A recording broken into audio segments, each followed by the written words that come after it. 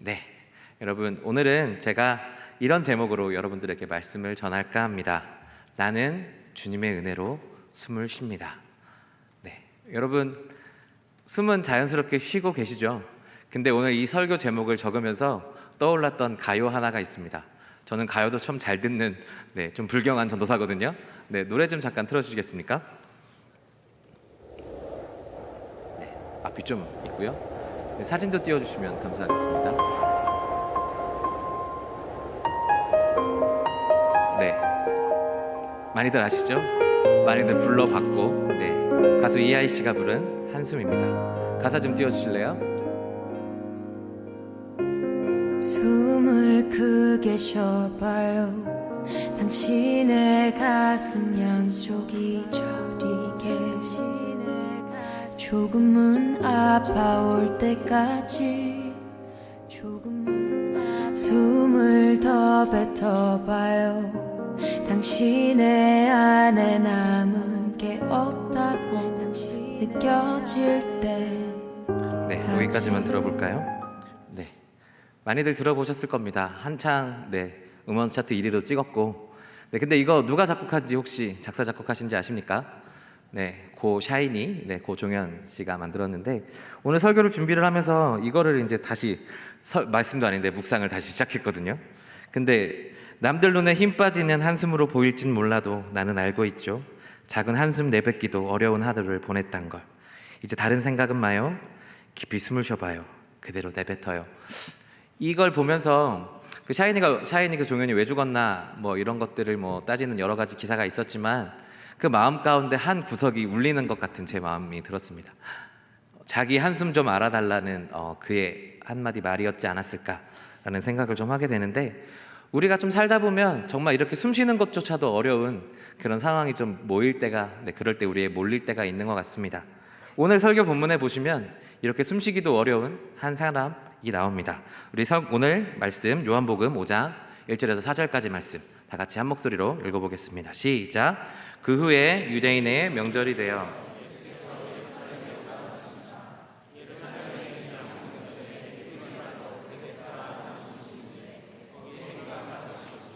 그 안에 많은 병자, 맹인, 다리 저는 사람, 혈기 마른 사람들이 누워 물의 움직임을 기다리니, 이는 천사가 가끔 못에 내려와 물을 움직이게 하는데, 움직인 후에 먼저 들어가는 자는 어떤 병에 걸렸든지 낫게 됨이러라. 아멘. 오늘 말씀의 본문은 베데스다라는 연못에서 나타나는 그런 성경 말씀입니다. 그곳에 수많은 병자들이 모여 있습니다. 한 가지 목적을 가지고요. 무엇인가 하면 그 안에, 못 안에 가끔씩 천사가 내려와서 그 물을 움직이게 하는데, 그 움직인 후에 가장 먼저 들어가는 한 사람은 어떤 병이든지 낫게 되기 때문입니다. 그래서 그곳에 많은 병자들이 모여서 자기가 그 병을 고칠 수 있을 것을 기대하면서 그곳에 누워 그 물의 움직임을 기다리고 있습니다. 어찌 보면 굉장히 은혜로운 것 같고 굉장히 큰 기적 같지만, 실상을 살펴보면 이는 굉장히 어려운 일일 것입니다.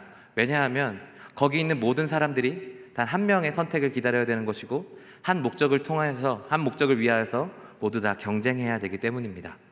그렇게 있는 자신의 병을 낫기 위하여서 그렇게 많은 것들을 생각하고 그것들을 위해 노력하지만, 그것을 결국 얻는 사람은 그 당시에 단 한 사람, 가장 먼저 들어가는 한 사람뿐입니다.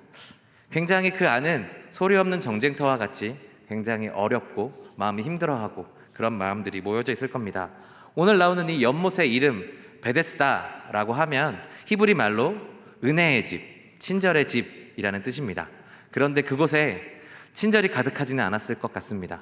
왜냐하면 우리가 그 상황을 상상해 보면 아마도 다른 사람이 물의 움직임을 보지 않았으면 좋겠다라는 마음이 들었을 것이고, 내가 가장 먼저 들어가고 싶다라는 마음이 들었기 때문에 서로 경쟁하고 서로 속이려고 하고 서로 내가 먼저 들어가기 위해 보이지 않는 암투들이 일어났을 것입니다. 그런데 여기에서 가장 잔인한 것은 무엇인가 하면, 정말 간절한 그 병자들에게 그러한 경쟁을 요구하기 때문은 아닐까 싶습니다. 오늘 그 그들만의 리그가 펼쳐지는 곳이 바로 베데스다입니다. 그런 잔인한 곳의 결과를 보여주는 오늘의 한 사람이 본문에 등장합니다. 요한복음 5장 5절에서 7절의 말씀입니다. 다 같이 한 목소리를 읽어보겠습니다. 시작. 거기 38해 된 병자가 있더라. 예수께서 그 누운 것을 보시고 병이 벌써 오래된 줄 아시고 이르시되 내가 낫고자 하느냐. 병자가 대답하여 주제 불이 움직일 때에 나를 못에 넣어주는 사람이 없어 내가 내려가는 동안에 다른 사람이 먼저 내려가나이다. 오늘 말씀을 보면 그곳에 38년이나 누워있던 한 병자가 있습니다. 아마 누워있는지 되게 오래된 것 같습니다. 예수님께서 지나가시면서 보시면서 딱 보고 아, 오래되었구나를 알 정도로 그 자리에 굉장히 오래된 사람이었습니다. 사실상 누워있지만 방치되었다는 표현이 맞을 것 같아요. 그가 처음부터 그렇게 방치되어 있지는 않았을 텐데 그 못에 대한 소식을 들었고 아마 그를 낫게 하기 위하여서 친지와 친구들 함께 모여서 그 못의 움직임을 기다렸을 겁니다. 그런데 그 못이 생각해 보세요. 혼자 뛰어갈 수 있는 사람과 혼자 몸을 움직일 수 있는 사람과 누군가의 도움이 있어야만 그 들어갈 수 있는 사람들끼리 맞붙는다면 누가 이기겠습니까? 아마 혼자 그 물 움직이를 보고 걸어갈 수 있는 사람이 더 유리한 게임입니다. 이 경쟁의 이 잔인한 결과는 결국 우리가 다른 사람들을 돌아보지 못하게 하는 그런 결과일 겁니다. 네. 저 학교 다닐 때 이런 얘기를 교수님들이 하신 적이 있거든요. 저희 학교가 굉장히 신대원이요. 굉장히 경쟁률이 높아가지고요. 네. 10년 이상 보신 분이 계셨습니다. 신대원에 들어가기 위해서. 교수님들이 그러면 당신은 목사로 부름받았습니까? 이 학교에 부름받았습니까? 라고 이야기하셨지만 저희 학교에서 계속해서 그러니까 학교에서 회의가 열렸다고 해요. 이 사람은 어떻게 구제해 줄 수 있을까? 맨날 1차 열심히 붙었다 처음엔 1차에서 떨어지다가 다음에 2차에서 떨어지니까 학교에서 소집을 해줘서 이거 구제해 드려야 되는 거 아니냐라는 회의를 했었던 것 같은데 그것은 그렇게 되지 않았습니다. 38년이나 누워 있어서 거기에 있는 모든 사람들이 알 수 있었을 텐데 이제는 저 좀 오래 있으니까 저 사람 먼저 좀 들어가게 해주면 안 될까? 이런 얘기조차 꺼낼 수 없는 곳이 바로 그런 곳이죠. 경쟁에서 나만 돌아볼 수 있게 하는 곳. 그러니까 그곳에 있는 병자들의 고통을 절대화시켜서 순위를 매길 수 없기 때문에 저 사람을 먼저 하고 순위를 매길 수가 없기 때문에 그냥 내가 먼저 들어가기 위하여서 계속 애를 쓰는 것이죠. 그런 심리 상태를 보여주는 장면이 오늘 나타나는 그 본문입니다. 예수님께서 그 사람에게 와서 묻습니다. 네가 낫기를 원하냐? 그러면 우리 상식적으로 대답해야 되는 대답은 무엇입니까? 네, 아니면 아니요 인데 이는 무엇이라고 이야기합니까? 주여 나를 물에 넣어주는 사람이 없습니다 라고 이야기합니다. 38년 동안이나 처음에는 가족들과 함께 기다렸겠지만 상태가 계속 어려워지면서 1년, 2년 함께 해보려고 했지만 결국 되지 않아서 계속 같이 있을 수 없기에 가족들도 떠나가고 친구들 떠나간 그런 상황 속에 주여 나를 물에 넣어줄 사람이 없습니다. 하지만 낫고 싶기 때문에 거기에 계속 있는 그 모습을 보게 됩니다. 그런데 오늘 이 베데스다 경쟁에 허점이 있습니다. 어떤 건가 하면 아까 얘기했던 대로 누군가에게 유불리가 있다는 것이죠. 어떤 병인지 낫게 되기 때문에 여러분 이런 것을 한번 상상해 보시죠. 눈이 멀어서 맹인인 사람과 감기 걸린 사람 둘이 이것을 두고 경쟁해 본다고 생각해 보십시오. 누가 이기겠습니까? 감기 걸린 사람이 당연히 이기겠죠. 그런데 그 자기의 그냥 가만히 있어도 나을 수 있는 그 감기지만 자기가 이기적인 욕심으로 난 빨리 낫고 싶다라고 해서 그곳에 있다가 그 물의 움직임을 보고 뛰어 들어갔다면 그가 낫게 되는 것이죠. 오늘 이 베데스다 병사는 그렇게 계속해서 방치되고 그렇게 멀어져 갔던 것이죠. 그렇게 38년이나 방치되어 있었고 그렇게 낫기를 원하지만 계속해서 기다려야만 하는 그런 상황이 옵니다. 여러분 많이 기다려 보셨습니까? 기다림이라는 것이 우리 가운데 굉장히 어렵고 힘든 일입니다. 제가 두 가지 이야기를 좀 해보려고 합니다. 네, 어떤 것인가 하면 제가 처음에 기다렸을 때에 대한 이야기입니다. 첫 번째는 좀 달달한 이야기입니다. 여러분 제가 연애를 하고 결혼을 했지 않았습니까? 근데 처음에 저희 아내와 알콩달콩하던 그 시절이 있었습니다. 네, 그럴 때, 그러니까 저는 산업체에 있었고 이제 이제 좀 있으면 소집 해제를 받는 그런 상황이었고, 저희 아내는 직장을 다니고 있었는데 그 직장에 한 10시부터 12시까지가 굉장히 바쁠 시간이라 연락이 안 되는 기간이었습니다. 그런데 그 연락을 기다리면 오고 이렇게 문자를 주고받는 거에 그때가 굉장히 큰 낙이었는데 그 2시간이 얼마나 길게 느껴졌는지 모르겠습니다. 연락이 안 오면 답답하고 숨 막혀서 미칠 것 같은 그런 상황이었습니다. 여러분 권면합니다. 자매분들, 여러분이랑 연락이 안 되면 숨 막히는 형제들과 만나시기 바랍니다. 네. 그리고 형제분들도 권면드립니다. 떨어져 있을 때 숨 막혀서 못 견딜 것 같은 그런 자매와 연애하시기를 바랍니다. 그리고 그런 분들과 결혼하시기 바랍니다. 그런데 그 기다림이라는 것이 얼마나 힘든가라는 것을 우리가 보게 되는 것이죠. 저는 그 한두 시간을 참지 못해서 숨이 그렇게 막혀가는 그런 모습들을 보게 되는데, 오늘 지금 이 38년 된 이 병자의 모습, 경쟁하고 이런 모습 속에서 저는 요즘에 우리네 상황이 떠오릅니다. 1등만 기억하는 더러운 세상. 네. 그리고 더 높은 확률을 가진 사람이 존재한다는 것. 내가 100의 노력을 기울여도, 내가 그 100을 기울였어도 이길 수 없는, 나보다 더 큰 확률을 가진 사람이 존재한다는 것. 우리는 이것을 요즘 흑수저, 금수저 이렇게 표현을 하죠. 나는 분명히 100을 다하고 열심히 하지만 그 금수저들은 1% 아니면 10% 이 정도의 노력만 기울여도 그 가운데서 잘 먹고 잘 사는 그런 모습들을 보게 되는 거죠. 그리고 계속해서 기약 없는 기다림이 우리 가운데 펼쳐집니다. 요즘 취업이 참으로 어렵죠. 정말 100군데 이상 이력서를 쓰고 기다리는데 한 군데도 되지 않는 그런 상황 속에서, 아까 말씀드렸던 대로 한 2시간 정도도 참 기다리기 힘든데 그 기약 없는, 내가 합격할 것이라는 기약 없는 그 기다림이 우리 가운데 계속해서 펼쳐집니다. 아까 제가 첫 번째 기다림의 달달한 이야기를 했는데 이번에는 두 번째 이야기를 좀 해볼까 합니다. 제가 상당교회 전임으로 된 이야기입니다. 제가 지금 이 자리에 서 있었지만 1년 한 반 정도만 돼도 제가 여기에 서 있을 것이 확실하게 돼 있지 않은 상태였습니다. 전 고등부를 맡고 있었고요. 고등부하고 이제 3년 졸업하고 다음 사역지를 위해 준비하고 있는 가운데 있었습니다. 근데 갑자기 담임 목사님께서 부르셔서 이렇게 말씀하시는 겁니다. 우리 교회에 교육 목사 자리가 났으니까 거기 한번 지원해 보라고. 제가 원래는 기독교 교육과 출신이거든요. 그러니까 교육 감당하는 그 파트에 대해서 이력서를 내보라 라고 이야기했습니다. 그거 외에는 일단은 제가 이곳에 남아있을 수 있는 것이 없어서 다른 교회 갈까 하다가 담임 목사님께서 그렇게 쓰라 하니까 저도 그렇게 써서 기다리고 있었죠. 한 달 동안 기다렸습니다. 그 결과가 어떻게 됐을까요? 제가 지금 여기 교육 목사로 안 서 있지 않습니까? 네, 안 되었습니다.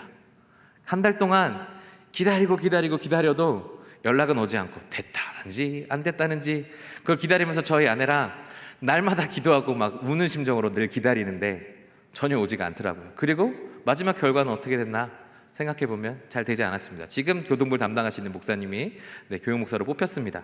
그 가운데 근데 제가 지금 여기 어떻게 서 있는가요? 그것은 뭐 나중에 궁금하시면 저에게 찾아오시고요. 제가 이야기하고 싶은 건 그것이 아닙니다. 그 한 달의 기다림 동안 그 결과를 합격했는지 안 합격했는지 그것들을 기다리는 저의 마음 가운데 너무나도 힘든 그 어려움이 있었습니다. 제가 아까 들려드렸던 한숨을 정말 이렇게 기다리는 걸 이렇게 늘 내셨고요. 이렇게 한숨 내쉴 때 내가 숨 안 쉬고 있구나 라는 것을 느끼는 시간이었습니다. 아까 첫 번째 말씀드렸던 그 한두 시간 기다리는 것도 참으로 힘들고 내가 한 달 정도 기다리는 것도 숨쉬기 힘들어서 그렇게 어려웠던 그 순간인데, 오늘 베데스다에 있었던 그 병자는 38년이나 기다렸습니다. 나를 넣어주는 사람이 나타나기를, 내가 낫게 되기를 그렇게 기다렸는데 그것이 계속해서 꺾이게 되는 것이죠. 저는 이것들을 보면서 이 어려움 가운데 우리도 참으로 어렵고 힘든 상황 속에서 저의 경험들을 빗대어 봤을 때 그 사람이 얼마나 숨쉬기가 힘들었을까라는 생각을 해보게 됩니다. 그리고 여러분들에게도 빗대어서 생각해 보게 됩니다. 참으로 힘들고 어려운 여러분들 얼마나 숨쉬기 힘드십니까? 얼마나 기다려야 내가 원하는 그 결과들을 나타나게 되는가? 하나님, 나의 기도하고 있는데 왜 나에게는 원하는 결과를 주시지 않는지, 나는 계속해서 이렇게 숨막히고 있는 상황 가운데 있는데 하나님은 왜 나한테 응답하시지 않는 것 같은지, 지금 우리의 나타나 있는 모습들이 이런 모습인 것 같습니다. 그런 그에게 예수님께서 찾아오셔서 이렇게 말씀하십니다. 요한복음 5장 8절에서 9절의 말씀입니다. 저희 다 같이 한 목소리로 읽어보겠습니다. 시작. 예수께서 이르시되 일어나 내 자리를 들고 걸어가라 하시니 그 사람이 곧 나아서 자리를 들고 걸어갑니다. 하나님께서 예수님께서 무엇이라고 말씀하시나 하면 38년 동안이나 기다려서 이제는 소망 없는 그에게 찾아가셔서 말씀하십니다.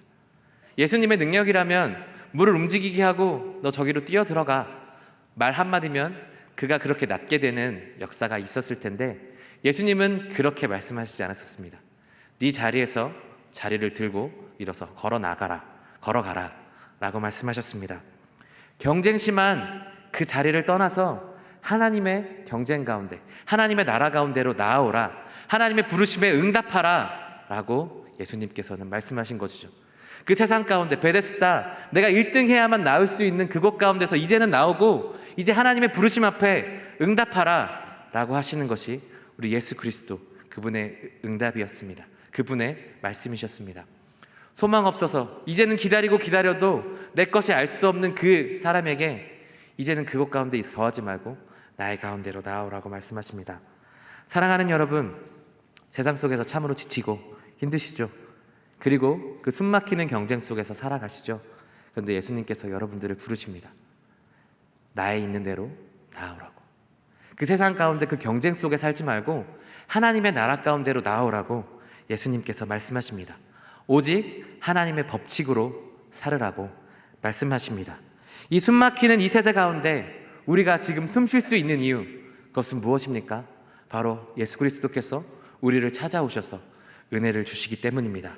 바로 38년 된 병자를 찾아오셨던 그 예수님, 소망 없었던 그에게 찾아오셔서 괜찮아, 이제 와, 숨 쉬어봐, 너 잘하고 있어 라고 말씀하시는 우리 예수님의 음성이 우리 가운데도 들려지는 줄을 바랍니다.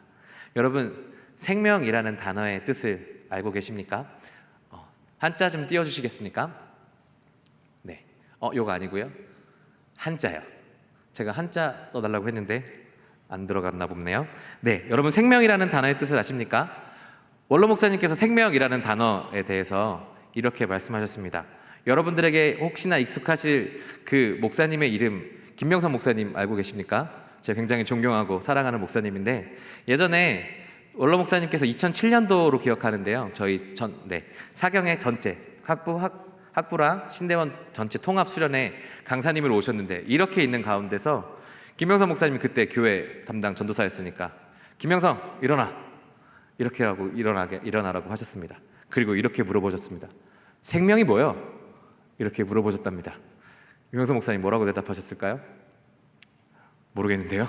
에이씨, 앉아 라고 하셨답니다. 제가 리더 모임 때 이 얘기를 했는데요, 여기서 리더를 한번 불러 일으켜서 생명이 뭐요? 라고 물어보면 누군가는 대답을 하겠죠. 근데 제가 긴장될 것 같아요. 제가 말씀드리겠습니다. 생명이라는 것은 무슨 뜻인가 하면 살 생자, 우리가 살아있다는 그 생자와 말씀 명자가 결합된 뜻입니다. 무슨 말인가 하면 살라는 명령이 생명입니다. 하나님께서 우리 가운데 생명을 주신 이유는 무엇입니까? 하나님께서 우리 가운데 살라고 명령하셔서 우리의 지금 숨이 붙어 있는 것이죠. 숨 막히는 이 상황 속에서 우리가 숨 쉴 수 없는 이 세대 가운데 우리가 지금 숨 쉬고 있는 이유는 무엇입니까? 하나님께서 우리에게 살라고 명령하셨기 때문입니다. 그리고 덧붙여서 우리 원로 목사님께서 김명성 목사님을 다시 한번 불러 일으키셨답니다. 김명성 일어나, 사명이 뭐요? 라고 물어보셨답니다. 그때는 정확하게 대답하셨답니다. 일하라는 명령입니다 라고 대답하시고, 그래 잘했어, 앉아, 이렇게 하셨답니다. 그러면서 덧붙이신 말씀이, 하나님께서 우리 가운데 생명을 주신 이유는 사명을 주셨기 때문이다 라고 말씀하셨습니다. 하나님은 우리에게 생명을 주시면서 우리 가운데 사명을 허락하여 주십니다. 오늘 38년 된 병자에게 너 일어나서 걸어라 라고 이야기하는 그 모습, 세상 가운데 따라가지 않고 하나님의 가치를 따라가면서 네가 하나님의 사명을 이야기해야 된다라고 말씀하시는 우리 가운데 말씀하신 하나님의 명령이라 저는 믿습니다. 저는 이런 엉뚱한 생각을 한번 해봤습니다. 이 베데스다라는 연못이 물이 움직일 때 1등이 들어가면 어떤 병이든지 낫게 되잖아요. 다 같이 합의해서 손잡고 물이 동했다, 하나, 둘, 셋 하고 다 같이 뛰어 들어갔다라고 생각해 보십시오. 누가 나을까요? 저는 다 같이 나올 수 있다라고 확신합니다. 그런데 세상은 그렇게 못하죠. 믿을 수 없고 요르카 약속은 했지만 누군가 먼저 뛰어 들어갈 것이고 우리는 그것을 지킬 수 없기 때문에 그것은 아예 말도 되지 않는 그러한 약속이죠. 하지만 하나님의 나라는 저는 이렇다고 믿습니다. 모두가 1등 될 수 있는 나라가 저는 하나님의 나라라고 믿습니다. 제가 오늘 설교를 준비하면서 여러 가지 영상들을 좀 찾아보았습니다. 그런데 제가 여러분들에게 보여드리고 싶었지만 조금 핀트가 맞지 않는 것 같아서 보여드리지는 않지만 브루스 올마이티라는 영화가 있습니다. 혹시 보셨습니까? 거기에 그 브루스라는 한 사람이 나오는데 하나님의 능력을 전권을 위임받습니다. 나중에 한번 찾아보시면 좋겠는데 거기에 하나님으로 나오는 그 사람이 기적에 대해서 이야기합니다. 그 브루스가 하나님의 능력을 받자마자 해왔던 것 중에 하나가 스프를 받아서 쫙 하면 스프가 이렇게 홍해 갈라지듯이 쭉 갈라지거든요. 그게 기적이 아니다. 그것은 그냥 눈속임일 뿐이다. 진짜 기적은 투잡을 가진 그 엄마가 자기 아들을 위해서 자기의 시간을 쥐어 짜내는 것이 기적이다 라고 이야기합니다. 또 미국의 10대들은 굉장히 방황하고 굉장히 많은 어려움들을 겪고 있잖아요. 그 마약에 쪄들어 있는 그 10대가 공부에 열중하기 시작한다면 그것이 기적이다 라고 이야기합니다. 그러면서 기적을 구하지 말고 기적이 되라 라고 이야기합니다. 사랑하는 여러분, 저도 여러분들에게 그렇게 말씀드립니다. 기적을 간구하십니까? 하나님께서 나에게 응답하여 주시는 그 기적을 꿈꾸십니까? 여러분 안에는 충분한 능력이 있습니다. 하나님께서 그 능력을 주셨습니다. 여러분의 삶이 그 기적이 되기 위해 힘쓰셔야 되는 줄 믿습니다. 기적을 구하지 말고 기적이 되셔야 됩니다. 그래서 그 이야기를 듣고 브루스는 평생의 소망을 품고 있었던 직업이 있는데 그는 늘 리포터만 하고 살았거든요. 그러니까 꿈꾸는 것은 뉴스 앵커였습니다. 뉴스 앵커를 하기 위해서 하나님의 능력을 받았고 경쟁자인 사람을 쫓아내고 자기가 뉴스 앵커의 자리에 올랐습니다. 그런데 그 이후에 하나님을 만나고 기적이 되라는 이야기에 뉴스 앵커직 포기했습니다. 그리고 자기가 가장 잘할 수 있는 그 자리에 리포터로서 자기의 남은 여생을 그렇게 살아가는 모습을 비춰주었습니다. 사랑하는 여러분, 우리가 세상 속에서 그 경쟁 속에 살아가면 우리는 숨 쉴 수 없는 그런 경쟁 가운데 살아가고 우리는 그렇게 마음이 어려운 가운데 살아가게 됩니다. 그런데 그런 우리에게 하나님은 찾아오셔서 기적이 되라 라고 말씀하십니다. 내가 너에게 생명을 준 이유, 내가 너에게 사명을 준 이유는 바로 이것 때문이다 라고 말씀하십니다. 숨 쉴 수 없는 상황 속에서, 내가 이대로 살아갈 수 없는 이 상황 속에서 하나님은 너의 삶을 살으라고 말씀하십니다. 숨 쉴 수 없는 상황 속에 우리가 지금 숨을 쉬는 이유, 바로 하나님의 은혜 때문인 줄 믿습니다. 제가 마지막으로 시를 한 편 준비했습니다. 시 한 편 띄워주시겠습니까? 돌담에 속삭이는 햇발, 시 김영랑. 제가 읽어드리겠습니다. 돌담에 속삭이는 햇발같이, 풀 아래 웃음 짓는 샘물같이, 내 마음 고요히 고운 봄길 위에 오늘 하루 하늘을 우러르고 싶다. 새학시 볼에 떠오는 부끄럼같이, 시의 가슴에 살포시 젖는 물결같이, 보드레한 에메랄드 얇게 흐르는 실비단 하늘을 바라보고 싶다. 이 시는 일제 강점기 시대에 김영란이라는 시인이 지은 시입니다. 돌담에 속삭이는 햇발같이. 우리의 삶이 마치 이와 같지 않습니까? 경쟁 속에서 숨쉬기 힘들고 어렵고 돌처럼 굳어져 버린 내 마음 가운데 하나님이 은혜로 찾아오십니다. 그리고 우리 가운데 속삭이시죠. 살아야 된다. 숨 쉬어야 된다. 잘하고 있다. 그리고 이 세상처럼 살지 말고 나의 부르심 앞에 응답하라 라고 하나님께서 계속해서 우리에게 속삭이십니다. 우리가 그 속삭임을 듣는다면 오늘 시의 이야기처럼 나는 오늘 하루 하늘을 우러르고 싶다. 오늘 하루 늘 하루를 기대하며 하나님을 바라볼 수밖에 없는 삶을 살아가게 될 것입니다. 사랑하는 여러분 삶이 참으로 힘이 드십니까? 이 세상에 힘들지 않는 사람은 없는 것 같습니다. 누구든 각자 자기의 어려움들을 어려움 가운데 살아가고 있습니다. 그 어려움 속에서 정말 숨쉬기 힘든 그 상황 속에서 예수님이 우리를 찾아오셔서 우리에게 말을 걸어오십니다. 숨 쉬어봐. 괜찮아. 기다려도 괜찮아. 이제는 나의 부르심에 응답해 주지 않으렴? 모두 다 1등 될 수 있는 그 세대, 많은 사람들이 원하는 그 1등이 아니라 내가 원하는 1등을 해주면 어떻겠니? 라고 물어보시는 우리 하나님의 음성이 들려오게 될 것입니다. 사랑하는 여러분, 우리가 살아가고 있는 건 우리의 능력으로 할 수 있는 것 아닙니다. 하나님께서 우리 가운데 기적을 허락하여 주셨고 은혜를 주셨기 때문에 지금 우리가 숨쉬고 있는 것입니다. 지금 우리는 하나님의 사명 앞에 서 있는 사람들입니다. 그래서 하나님이 우리 가운데 계속해서 생명을 주고 계시는 것이죠. 숨 쉴 수 없이 힘든 상황 속에 있으신 것, 많은 분들이 그런 것 알고 있습니다. 그럴 때 기억하십시오. 하나님의 은혜로 우리는 숨을 쉬고 있습니다. 그리고 세상이 원하는 것들로 우리를 삶을 채우는 것이 아니라 하나님이 원하시는 것들로 우리 삶을 채워가시기 바랍니다. 그럴 때 늘 돌같이 굳어져 있는 우리 마음 가운데 찾아오셔서 말씀하시는 그 하나님의 음성을 들으면 우리가 하나님의 사명에 응답하게 될 줄을 믿습니다. 오늘 38년 된 그 병자가 결국 자기의 자리를 박차고 일어나서 그 많은 사람들에게 자신의 나음을 알릴 수 있게 되었습니다. 그것 또한 하나님의 예수 그리스도의 은혜였습니다. 사랑하는 여러분, 여러분의 숨의 이유를 기억하십시오. 여러분의 은혜의 이유를 기억하십시오. 그리고 그 은혜를 기억하신다면 우리 하나님의 그 부르심에 응답할 수 있는 우리 모두가 되기를 간절히 소망합니다.